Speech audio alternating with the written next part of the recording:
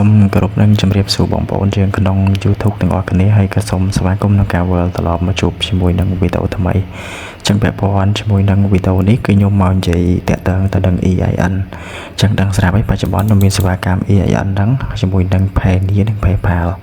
អូខេហើយក៏មានបងប្អូនយើងថ្មីឆ្ងល់ថា EIN ហ្នឹងគឺជាអ្វីហើយយើងបង្កើតទៅគឺគោលបំណងអ្វី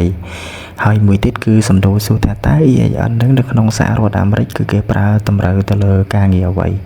ចឹងអ្វីដែលខ្ញុំលើកឡើងក្នុងវីដេអូក្នុងប្រធានបទអ្វីខ្ញុំដាក់លើកុំព្យូទ័រខ្ញុំបាន note ជាអក្សរលេខរៀងចឹងគឺខ្ញុំនឹងលើកឡើងថាតើ EIN គឺជាអ្វីហើយនៅក្នុងសហរដ្ឋអាមេរិកគឺគេប្រើទៅលើការងារអ្វីចឹងយើងនិយាយនៅក្នុងសហរដ្ឋអាមេរិកសិនណាព្រោះយើងត្រូវដឹងថា EIN ហ្នឹងគឺវាជាឯកសាររបស់អាមេរិកជនជាតិអាមេរិកចឹងនៅពេលដែលបងប្អូនធ្វើគឺអត់បានឈ្មោះគេគឺបានឈ្មោះយើងមកបានន័យថា original ក្តាស់ original ដូចគ្នាប៉ុន្តែបានឈ្មោះបងប្អូនស្របជាមួយនឹងអត្តសញ្ញាណប័ណ្ណរបស់បងប្អូនជាភាសាអង់គ្លេសអូខេចឹងយើងយល់ប៉ុណ្ណឹងឥឡូវនេះយើងចូលទៅដល់ប្រធានបទរបស់យើងហ្មងនៅខាងលើខ្ញុំបានដាក់នេះគឺ EIN ជាអ្វីឬតើ EIN គឺជាអ្វីយើងចង់និយាយចេះក៏បានដែរអូខេការពិតទៅពាក្យ EIN 3ពាក្យហ្នឹងគឺវាជាពាក្យកាត់ទេបើពាក្យពេញរបស់វានេះគឺ Employee Identification Number អូខេចឹង Employee Identification Number ហើយគេកាត់ចេញមកគេហៅកាត់ថា EIN កន្លែងហ្នឹងណាអូខេចឹងវាមាននេះទៀតឥឡូវយើងអានតគឺជាលេខសម្គាល់សម្រាប់អាជីវកម្មអូខេវាជាលេខមាន9កតុងដែលបញ្ជាក់ដោយ IRS ចឹងខ្ញុំបានមួយបងប្អូនងាយស្រួលយល់អូខេចឹង IRS ហ្នឹងគឺជាអ្វី IRS ហ្នឹងបើយើងនិយាយទៅវាស្ថិតក្នុងសហរដ្ឋអាមេរិកអូខេអគ្គនាយកដ្ឋានពន្ធសហរដ្ឋអាមេរិកអូខេចឹងយើងយល់ប៉ុណ្ណឹងដើម្បីសម្គាល់ពន្ធអាជីវកម្មនីមួយឬមកមួយហ្នឹងខ្ញុំទៅសេអត់បានលម្អិតទេអធិស្ឋានបងអូខេសេកាត់ឲ្យខ្ញុំលើកឡើងប្រហែលចំណុចហ្នឹងចឹងបងយើងយល់ហើយអ្វីដែលខ្ញុំអានហ្នឹងទៅហើយបើអត់បាច់ឆ្ងល់ឯណាសួរបន្ថែមក្នុង comment អូខេបើតែព័ន្ធជាមួយនឹងដេញ EIN ហ្នឹងបើយើងនិយាយទៅវាស្រដៀងនឹងលេខអត្តសញ្ញាណប័ណ្ណរបស់យើងដែរណាវាស្តៀងនឹងលេខអត្តសញ្ញាណប័ណ្ណខ្មែរដែរដោយសារនេះវាស្តៀងនឹងលេខ ID card ចឹង ID card គឺគេចង់និយាយទៅលើអត្តសញ្ញាណប័ណ្ណរបស់យើងហ្នឹងណាប៉ុន្តែប្រើប្រាស់សម្រាប់តាអាជីវកម្មទេសូមបញ្ជាក់ថាដេញ EIN ហ្នឹងគឺនៅក្នុងសហរដ្ឋអាមេរិកគឺគេប្រើតម្រូវទៅលើអាជីវកម្មអូខេឥឡូវយើងមកឧទាហរណ៍ម្ដងអូខេនេះជា EIN ឥឡូវឧទាហរណ៍ណាឧទាហរណ៍ EIN វាមានលេខវាមានតម្រងដូចជាPDF មិនដូចទេវាមានតម្រងជា PDF file អូខេនៅពេលដែលបងប្អូនធ្វើទៅវាមិនមែនបានតម្រងដោយអត្តសញ្ញាណប័ណ្ណទេណាអត់ចឹងទេចឹងបងប្អូនតែធ្លាប់ធ្វើនៅខាងខ្ញុំឬមួយក៏ធ្វើនៅខាងគេប្រកាសទីទទួលបានហើយខ្ញុំនឹង send file ទៅឲ្យឬមួយក៏ខ្ញុំថតផ្ញើទៅឲ្យប៉ុន្តែយូរទៅខ្ញុំបាញ់ file ឲ្យ download ហើយពេលយើង download ទៅឯកសារវាគឺជា PDF ហើយវាជា form PDF file ចឹងបើយើងអាចយកទៅ print ចេញជាกระดาษមកខាងក្រៅក៏បានឬមួយក៏យើងសៀវទុកនៅណាក៏បានដែរអូខេចឹងបងប្អូនស្គាល់អាกระดาษដូចគេចេញជាលិខិតផ្លូវការអីមួយតាមក្រសួងនានាចឹងណាចឹងវាមានតម្រងបែបហ្នឹងយើងអាច print ជាกระดาษទុកបានអូខេវាមានលក្ខណៈតម្រងដូចជាអានេះខ្ញុំទៅសេតម្រងប៉ុន្តែក៏ពិតយើងនិយាយពីលក្ខណៈវាដូចតាតាសញ្ញាណប័ណ្ណរបស់យើងវាមានលេខ9កតុង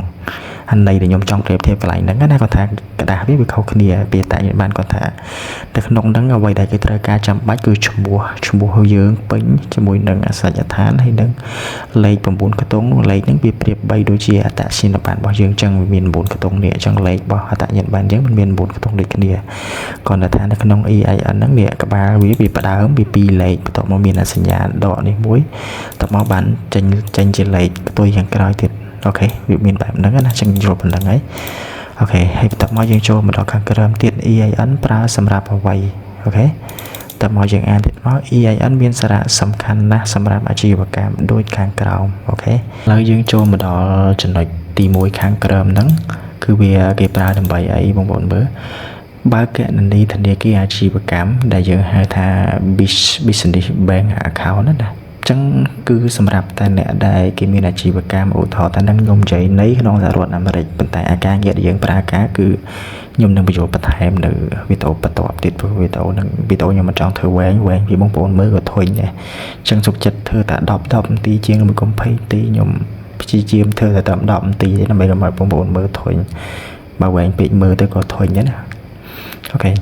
ចឹងពាក់ព័ន្ធជាមួយនឹង business bank ហ្នឹងបាទនៅក្នុងសហរដ្ឋអាមេរិកឧទាហរណ៍ថាគេមានអាជីវកម្មអីមួយឧទាហរណ៍ថាបងប្អូនរស់នៅក្នុងសហរដ្ឋអាមេរិកបងប្អូនបើកហាងមួយបើកហាងអាជីវកម្មមួយចឹងគឺគេមាន bank សម្រាប់ business ចឹងហាងរបស់យើងគឺយើងមិនធ្វើតែឯងទេបើនេះយើងមានបញ្ចូលហ៊ុនគ្នាអីចឹងទៅចឹងហើយគឺយើងតម្រូវបើកជាប្រភេទ bank business account ណាចឹងនៅពេលដែលបើក business គឺខាងធនាគារគេត្រូវការគេសួរ EIN របស់យើងគេសួរ EIN របស់យើងហើយចឹងតោះតែយើងធ្វើ EIN ហើយទៅបើកអា business bank ឯបានប៉ុន្តែបើ bank យើងធម្មតានឹងគេហៅថា personal bank អាហ្នឹងគឺគេអត់ត្រូវការឯកសារ EIN ទេខ្លាញ់ហ្នឹងណាចឹង EIN គឺគេប្រើសម្រាប់ business បន្ទាប់មកយើងចូលមកដល់ចំណុចទី2ស្នើកម្មវិធី Facebook YouTube មកថៃដើម្បីទទួលប្រាក់ចឹងបើន័យថាស្នើរកលុយជាមួយនឹង Facebook YouTube មកថៃដើម្បីទទួលលុយឬទទួលប្រាក់ឯនឹងឯងចឹងណាចឹងអានេះវាចូលដល់ប្រធានបទចូលដល់គោលដៅចំចំណុចដែលយើងត្រូវការអានេះវាស្ថិតនៅក្នុងការងាររបស់យើងមួយដែរបើន័យថាម៉េចកន្លែងនេះខ្ញុំបញ្យល់ឲ្យស៊ីជម្រៅបន្តិចចឹងបើន័យថានៅពេលដែលបងប្អូនយើងរកលុយជាមួយ page អូខេនៅពេលដែលរកលុយជាមួយ page មាន page invite CM ដែលគេនិយាយថា CM ឬក៏ content monetize tool អីហ្នឹង 3 in 1 អីហ្នឹងណាអញ្ចឹងយើងមិនត្រូវការ set up វាដើម្បីយើង post វីដេអូរកលុយអញ្ចឹងនៅពេលដែលយើងរកលុយបានគឺលុយវានឹងធ្លាក់ទៅចូល payout ដែលយើង set up ម្ដងពេលដែលវា invite យើង set up នៅពេលដែលយើង set up ខ្ញុំបញ្យល់នៅពេលយើង set up សិននៅពេលដែលយើង set up គឺគេតម្រូវឲ្យយើងដាក់ទីតាំង country តើយើង set up នៅប្រទេសណាឧទាហរណ៍បើយើង set up នៅប្រទេសខ្មែរយើងកាត់ចោលប្រទេសខ្មែរគឺអត់ support ទេអញ្ចឹងយើងបាច់និយាយទេណាអញ្ចឹងបើយើង set up នៅក្នុងសហរដ្ឋអាមេរិកទៅលើ payout ទៅលើ page ដែលគេ invite ឲ្យយើង CM ហ្នឹងណាអញ្ចឹងបើយើង set up ទៅលើសហរដ្ឋអាមេរិកអញ្ចឹងគេតម្រូវឲ្យយើងដាក់មានជម្រើស3ទី1គឺ SSN ទី2គឺ TIN ទី3គឺ EIN អញ្ចឹងគេមានជម្រើស3ឲ្យយើងរើសចឹងតើក្នុងជម្រើស3ហ្នឹងគឺយើងប្រើមួយណាចឹងខ្ញុំនិយាយន័យដែលយើង set up ទៅលើ set up payout ទៅលើ country អាមេរិកណាតែបើយើង set up payout ទៅលើ country ផ្សេងហ្នឹងខ្ញុំអត់និយាយក្នុងហ្នឹងទេអូខេចឹងនៅពេលដែលយើងដល់កន្លែងដាក់លេខ9ខ្ទង់ហ្នឹងគឺគេមានជម្រើស3យើងរើសចឹងវាមានខ្ញុំនិយាយមកចឹង SSN ជាមួយនឹង TIN number ជាមួយនឹងEIN SSN ហ្នឹងក៏ជាព័ត៌មានរបស់អាមេរិកដែរហើយហ្នឹងវាមានលក្ខណៈដូចជាអត្តញ្ញាណប័ណ្ណហើយបន្ទាប់មក TIN ហ្នឹងក៏វាជាលក្ខណៈបែបអត្តញ្ញាណប័ណ្ណហើយបន្ទាប់មក EIN ហ្នឹងគឺអ្វីដែលខ្ញុំកំពុងតែបញ្យល់ហ្នឹងហើយអញ្ចឹងគឺគេទាមទារជម្រើស3ហ្នឹងបើយើងមានមួយណាយើងប្រើមួយហ្នឹងទៅអញ្ចឹងហើយបន្ទាប់មកដល់ចំណុចនោះគឺយើងរើសយកជម្រើស EIN ដោយសារតែយើងបានធ្វើ EIN រួចហើយកន្លែងនេះត្រឡប់មកវិញទៀតមានបងប្អូនឆ្ងល់ទៀតចុះយើងនៅខ្មែរអញ្ចឹងយើងមានតែតសញ្ញាណប័ណ្ណខ្មែរយើងអត់មានតំណែងអីនៅសហរដ្ឋអាមេរិកតែយើងអាចធ្វើ EIN បានអត់ធ្វើបានបងប្អូនធ្វើខាងខ្ញុំក៏បានធ្វើខាងណាក៏បានដែរអញ្ចឹងបើពេញចិត្តខាងណាបងប្អូនធ្វើខាងហ្នឹងទៅ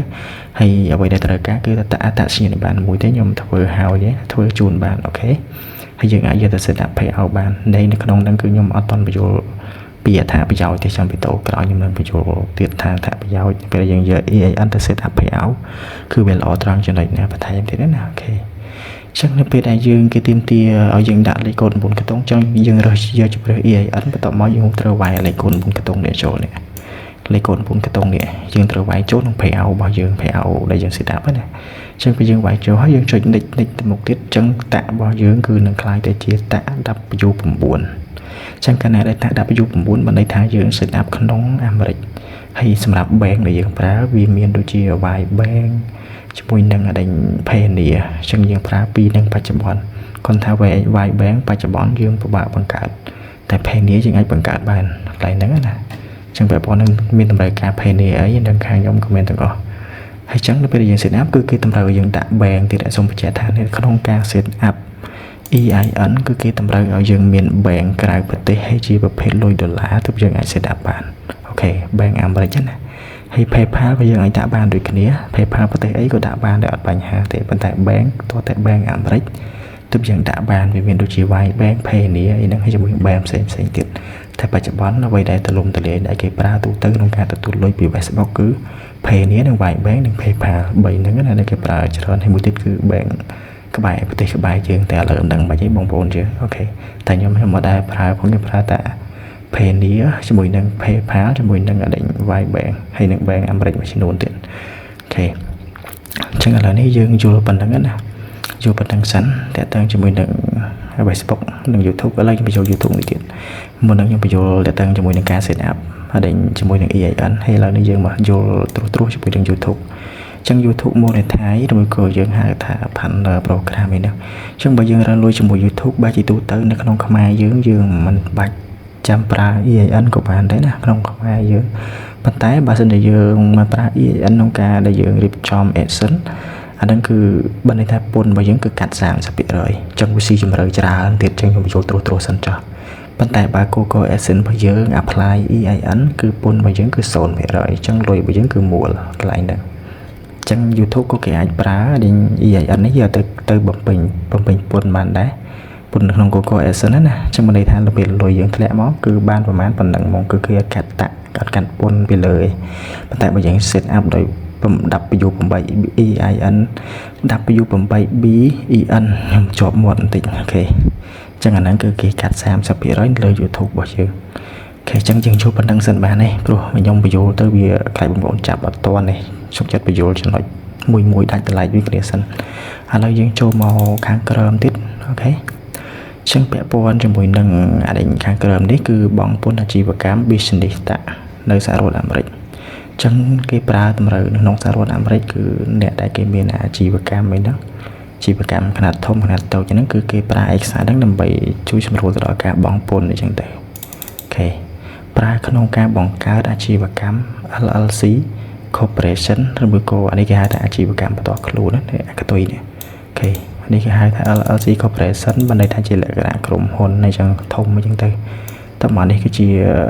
លក្ខណៈអាជីវកម្មបន្តខ្លួនអញ្ចឹងគេប្រើសម្រាប់ការងារទាំងអស់ហ្នឹងហើយចំណុចទី5គឺដាក់ពាក្យបើក PayPal Business ជាមួយនឹង Bank នេះអូខេហើយបន្តមកជាមួយនឹង Bank នេះទៀតហើយជាមួយនឹង Wise Bank នេះអូខេអញ្ចឹងវាមានប្រមាណ Bank ហ្នឹងហើយមាន Bank ផ្សេងទៀតដែលខ្ញុំទៅសេអត់លម្អិតក្នុងហ្នឹងណាគឺវាមាន Bank ច្រើនទៀតបើយើងនិយាយប្រមាណទៅ EIN នេះបើយើងនិយាយក្នុងសហរដ្ឋអាមេរិកណាគឺ EIN មួយហ្នឹងគឺគេប្រើតម្រូវទៅលើអាជីវកម្មទាំងអស់ហើយសួរថាបើយើងនៅខ្មែរតើយើងធ្វើវាឡើងតម្រូវទៅលើអីអញ្ចឹងបើយើងនៅខ្មែរយទូទៅយើងធ្វើវាតម្រូវទៅលើនេះមួយនេះអូខេតម្រូវទៅលើតា Facebook នេះមួយនិង YouTube ឯងតម្រូវតែប៉ុណ្្នឹងទេសម្រាប់នៅខ្មែរណាបើយើងចង់បាននៅខ្មែរយើងធ្វើបានហើយមានទីតាំងអីនៅក្នុងអាមេរិក Marketplace មកហើយយើងយកទៅប្រើការពាក់ព័ន្ធជាមួយនឹង Facebook អញ្ចឹងខ្ញុំនឹងបញ្យល់ស៊ីជម្រៅទៅលើអត្ថប្រយោជន៍ក្នុងការ set up ជាមួយនឹង Facebook ទៀតអញ្ចឹងបងប្អូនយើងចាំតាមដាននៅមេរៀនបន្ទាប់ទៀតអញ្ចឹងបន្ទាប់ពីខ្ញុំតម្លាក់មេរៀននេះហើយនៅមេរៀនបន្ទាប់ខ្ញុំនឹងតម្លាក់មេរៀនមួយទៀតតពីនឹងអញ្ចឹងកុំភ្លេចតាមដានលើ channel ខ្ញុំមួយនេះណាពាក់ព័ន្ធជាមួយនឹង EIN ខ្ញុំនឹងបញ្យល់ចំណុចវាបន្ថែមទៀតនៅការប្រើប្រាស់អីផ្សេងអញ្ចឹងនៅក្នុងមេរៀននេះខ្ញុំគ្រាន់តែបញ្យល់